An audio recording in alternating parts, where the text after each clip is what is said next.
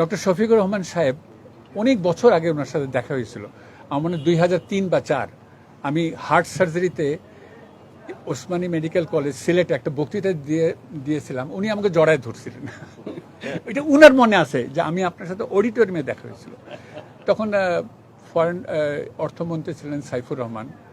তো যাই হোক, অনেক লম্বা গল্প, অনেক ফিনান্স মিনিস্টার, এবং তারপরে বহু অকেশনে দেখা হয়েছে।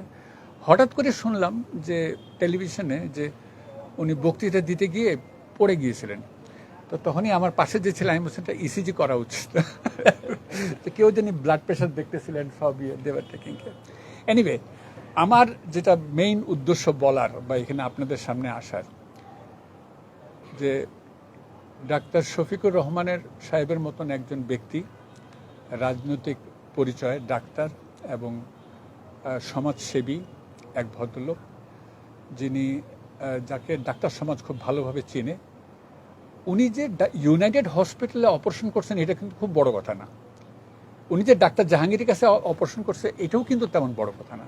সবচেয়ে বড় কথা যে উনি বাংলাদেশে অপারেশন করছেন, that is the main thing.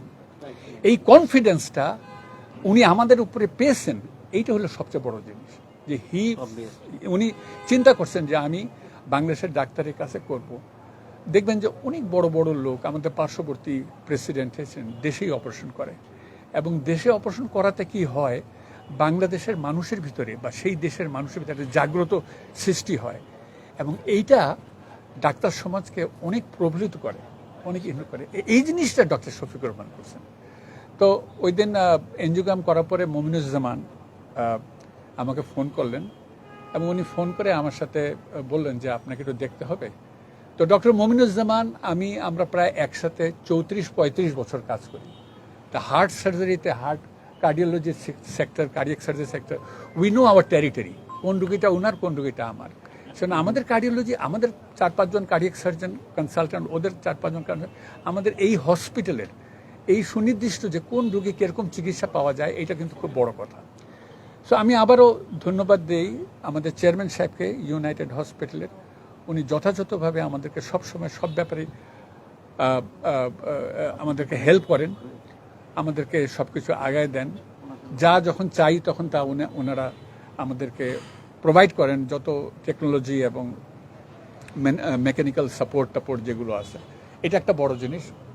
তবে সর্বোপরি আমি মনে করি যে, আমি বিশ্বাস করি যে এই কনফিডেন্সটা যদি বাংলাদেশে আমরা ডাক্তারদের তরফ থেকে জনগণকে দিতে পারি, কথাটা যেটা অনেক আগেই বলি, আমি সবসময় এখনও বলি একই কথা, যে বাংলাদেশের মানুষ বাংলাদেশের ডাক্তারকে দিয়ে একটা রিজনেবল প্রাইসে, রিজনেবল পাশে সুষ্ঠু চিকিৎসা হোক, এবং at the end of the day ওরা যেন মনে করে, ওরা যেন তাদের নাগরিকত্ব নিয়ে গর্ববোধ করে, ওরা যেন বাংলাদেশে আমরা নাগরিক এইটা নিয়ে তারা গর্ববোধ করে যে আমরা নাগরিক, আমরা একটা অল্প পয়সায় বা সুনির্দিষ্ট পয়সায় একটা সুষ্ঠু চিকিৎসায় আমরা সেরে উঠছি।